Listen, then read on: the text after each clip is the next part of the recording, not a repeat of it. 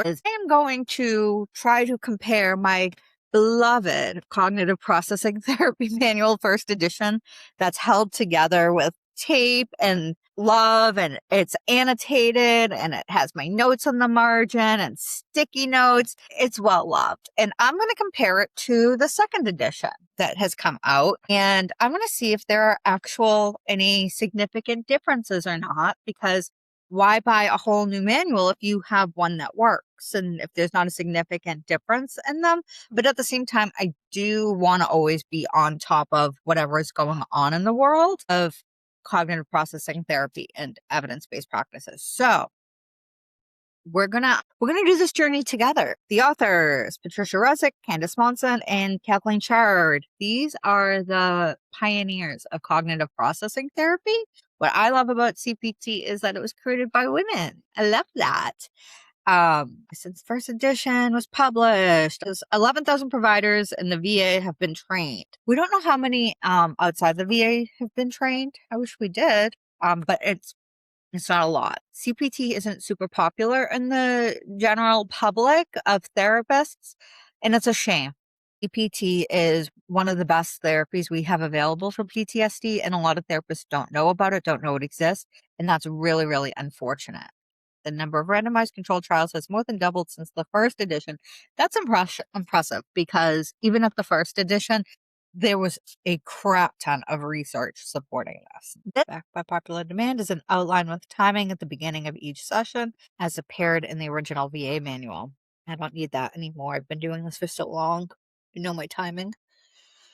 This book contains more on cognitive case conceptualization to assist providers in individualizing CPT. I really hope this case conceptualization that they offer is more for civilians. Way more civilians have PTSD. Thank you to our service members. I appreciate everything you've done for us, but I really want civilians to have access to PTSD care as well. We use both victim and survivor. Okay. Acknowledgements. Yep. Table of contents. I love this part. It's so geeky and nerdy of me, but the origins of cognitive processing therapy, I love this part. So excuse me while I have a little kiki with my book. Okay. Love. I already know this, but like seeing another way of wording it is exciting to me. Like to underline in pencil. If someone is experiencing strong conditioned emotional reactions, this person is likely to avoid or escape reminders of the trauma that arise in objectively safe situations. What they're saying here is, if every time you went to the movies, you got punched in the face, then driving by the movie theater would be scary. And so you would find an alternative route. Even though you're only getting punched in the face when you walk into the movies, you would still not want to drive by the movies. That's my metaphor for this. But a conditioned stimuli is when two things get paired together in your brain and they kind of stay stuck together. Like, this is really popular with marketers. Like, this happens all the time in the marketing world. I remember when I was in college, undergrad, and I was learning what conditioned stimuli were. We had to use looking at commercial. And the commercial I chose was a Britney Spears commercial for Pepsi. So that's just to tell you how old I am. But the tagline, like, she was doing like her Brit stuff, and like she was being fantastic and amazing and singing and dancing. And then she stops, she cracks open the Pepsi and she drinks it and she holds it up and she says what it means to feel young. Oh, that was brilliant, isn't it? Isn't that brilliant? Because you automatically associate Britney Spears at that time with youth, vitality, beauty, popularity, sexiness, hotness. She was the it girl of that time. And you would then associate drinking Pepsi with being like Britney Spears. So that's a conditioned stimuli. So when two things get wired together, like we say what fires together, wires together, meaning when two neurons or two parts of your brain are going off at the same time, your brain connects them. So if your brain connects safety with a certain memory, or so like if a man has sexually assaulted you, you might begin to think men are dangerous, and then all men are scary, and then anything that reminds you of masculinity is scary. So that's what that's saying. That was me being really verbose. Sorry. Oh, I love this. There were enough clients who responded to their traumatic events with reactions such as, I knew he wasn't going to kill me, but it was such a huge betrayal, or I feel so much shame and disgust at what they did to me. We had doubts that PTSD was only a fear anxiety disorder. Totally agree with you on that. It is very much a shame-based disorder as well. Yeah, I hear clients say all the time, like, it wasn't violent, so why did I freeze? Because it was still traumatic. These exceptions led us to believe that the theory regarding trauma responses needed to be revised. Cool, cool, cool. Theoretical influences. Okay, so they're going to talk about Aaron Beck. Beck's cognitive therapy for depression focused on current thoughts, and we believed that in treating PTSD, we first needed to revisit the traumatic events to see where the client's thinking was impacted by the trauma, if at all, they had emotionally processed the traumatic event at the time. We started conceptualizing that those who hadn't been able to recover had been stuck in their thinking since the time of the traumatic event. Yeah, that's a heady way of explaining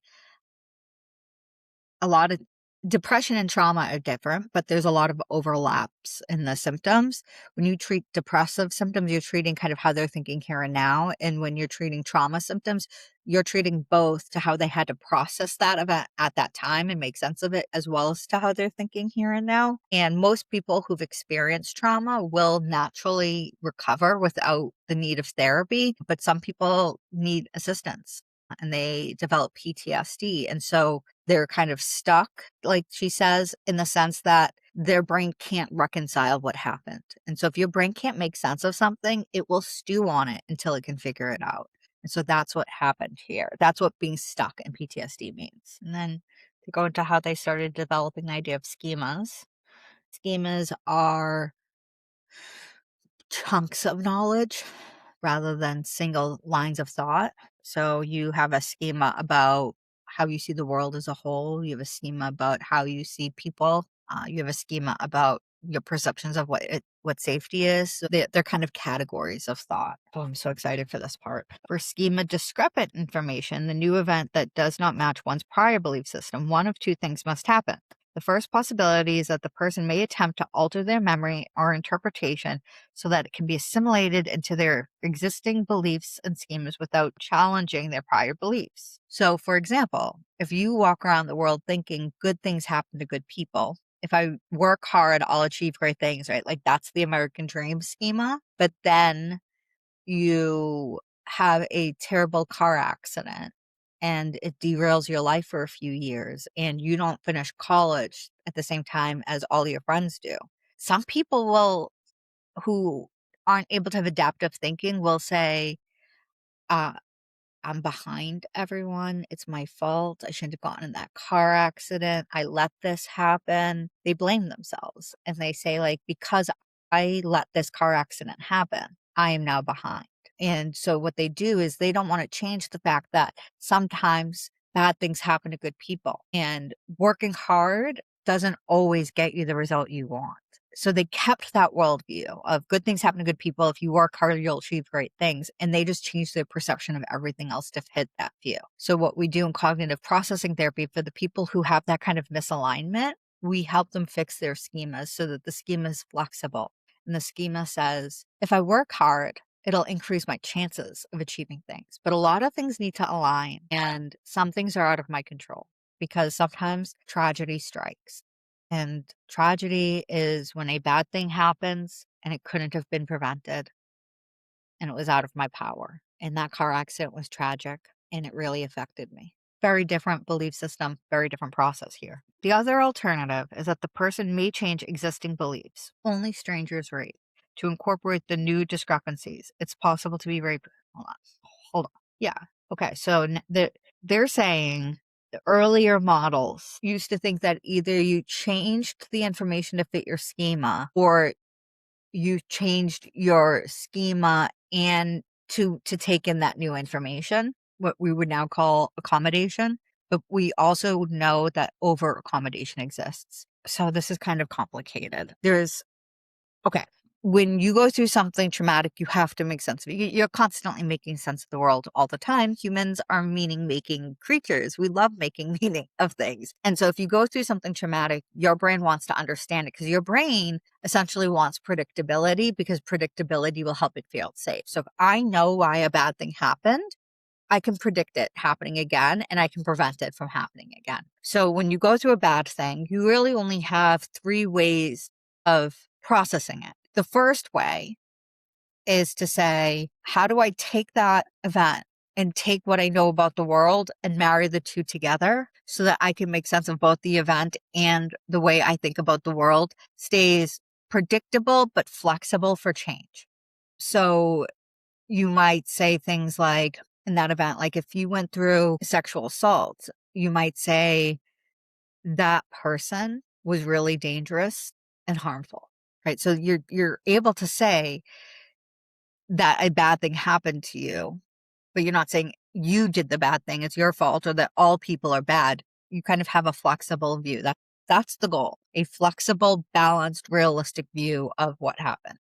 But in PTSD, what we see instead is either a person assimilates or overgeneralize. So when they assimilate, they change their understanding of the event to fit a pre-existing worldview. So if the pre-existing worldview was good things happen to good people, but this bad thing happened to me, they might say, I shouldn't have been there. I led them on. I trusted the wrong person. I shouldn't have trusted them. Right? A lot of self-blame, because if I was the problem, then I can predict myself and I can change that in the future. So I'm going to keep this worldview because that makes me feel like the world is predictable and just change how I see myself. The problem is it creates a lot of self-blame and a lot of shame, and that has downstream effects. The opposite could also happen, which is over accommodation, where you entirely change your entire worldview. We don't want that either. We want balanced, flexible ways of thinking. And so an over accommodated belief would be all men are dangerous, the world is sick, the world is trash, it's dog eat dog,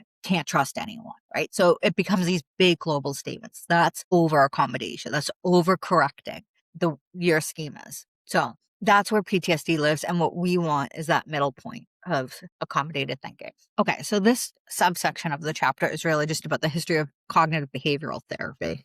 We clarify that clients with PTSD are attempting to assimilate schema discrepant information. So they're attempting to take that event and make it fit into their worldview because right now they don't fit. Okay. In the early stages of developing CPT, we recognized that it was important to work on failed accommodation of the trauma first and not move to the overaccommodation. Yeah, that's why we start with the past tense beliefs. Early development of CPT. The first study of CPT was an open trial in groups in 1992. So that's all miles. 92, so 02, 12, 22, 35 years, 34-ish years. It's been around the block. First CPT manual was published in 1993, focused on rape-related PTSD, which included the results of 35 participants in group treatment and the first 9 clients in individual treatment. In the process of developing an adaptation CPT for adults who've been sexually abused as children, done by Kate Chard. She's the person who trained and supervised me. Well, not supervised, it was clinical consultation because I was already licensed, but she was the person that guided me in my early CPT days. Chard completed the first study of adult survivors of childhood sexual abuse who had been diagnosed with PTSD and noted that not everyone's beliefs were shattered by trauma because they had experienced negative beliefs. Although the client had been abused as children or had prior traumas, they might already have perhaps had always had negative beliefs about themselves. Yeah. So the way I explain this is, let's imagine a baby is in their bassinet crying because, it's a baby and it needs, it needs things. In a healthy situation, the adults go to the baby and they pick up the baby and they check the diaper and they see if the baby's hungry and they soothe the baby, right? So what does the baby learn? Baby learns that if I ask for help, people care. I have a voice, I have power, I am loved, the world is safe.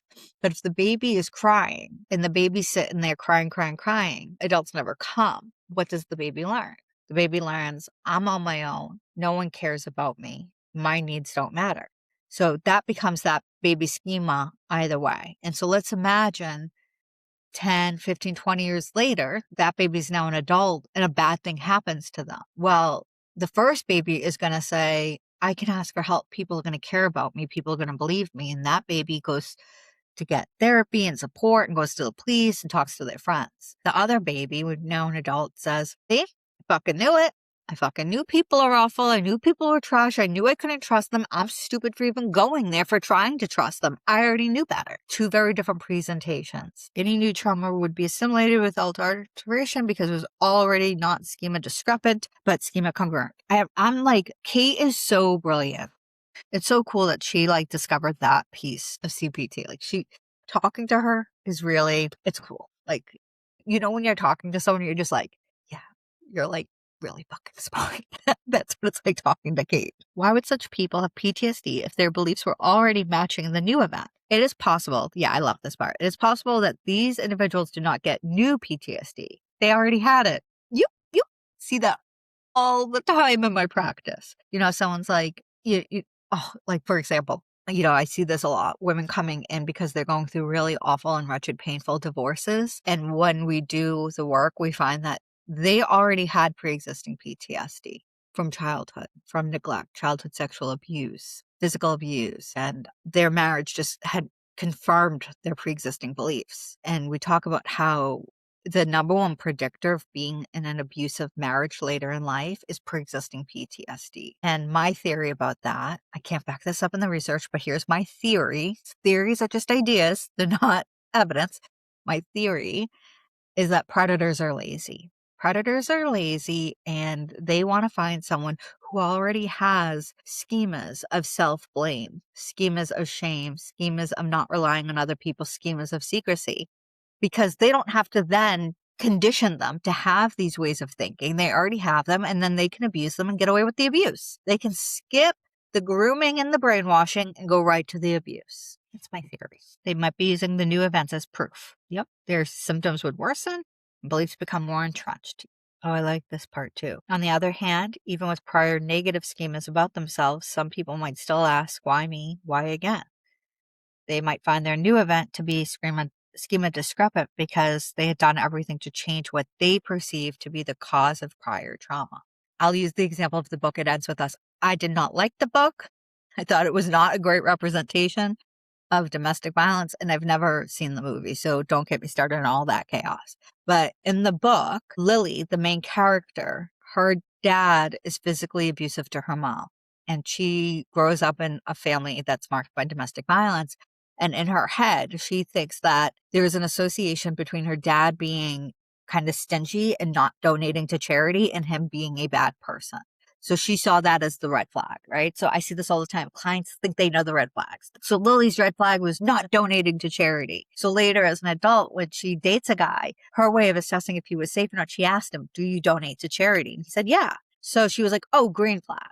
And so then she trusted him. But that's not a real red flag, green flag of if someone's safe. And so this is a great example of how someone might say, I ran them through my threat detection. I did everything I was supposed to do, and the bad things still happened. And Lily's marriage turned into be domestic violence. And the book is really more about, and what I took from the book is about intergenerational patterns of trauma and domestic violence, and Lily having a deeper understanding of her mom and giving her mom some grace, because I also see that happen a lot where people will have a lot of anger towards their mom for staying or the non-aggressive parent for not doing anything about the aggressor. That's a total an aside. But yeah, if you have that belief of like, I tried to prevent the bad thing and the bad thing still happened, that can cause a lot of trauma symptoms as well. And that comes from not having flexible thinking in the first place. You thought you knew what the bad thing was and you were going to prevent it, but you still created a new rigid way of thinking about things. I don't encourage rigid thoughts. People think that cognitive behavioral therapy is about forcing positive thinking, and it's not. If you have a CBT therapist who's just like, what's the right way of thinking about it? What's the positive spin? Fire them. That's not CBT. CBT and CPT is about realistic, balanced thoughts that are flexible and can take on new information. In the case of efforts to assimilate, either altering their memory of the event. Okay, so I'm at a point in reading this where my brain's mush. That happens. I have to do this stuff in real bite-sized chunks. I love CPT, but if I could give one piece of advice to the creators of CPT is to stop with like, no, don't stop. Keep doing what you're doing. But we need to find a way to translate these really heady things into ways that are easier and smaller chunks to digest. because the layperson isn't going to read this and the layperson isn't going to then understand their trauma. And what ends up happening is they end up relying on sources of information to explain their trauma that aren't valid. Like polyvagal theory has recently been debunked. Thank goodness. But people were relying on it as a way to explain trauma because it made the understanding of trauma simplified. It was also incorrect. That was a problem with it. But because people could understand and digest the way it was presented to them, they latched on. I feel like in CPT, we don't make this information digestible. And so we need to do that. And so what I do is I'll read my little chunks and I'll say, okay, my brain is a little mushy. I need a break. And that's fine. I feel like the average adult attention span is around 40 minutes anyway, and we're 35 minutes in. So like, cool. I'm fine with that. So I'll take a little break and I'll come back to it. But that's it for now. If you liked this video, I would suggest subscribing so that you can see me continue to read the manual. Thanks, guys. Bye.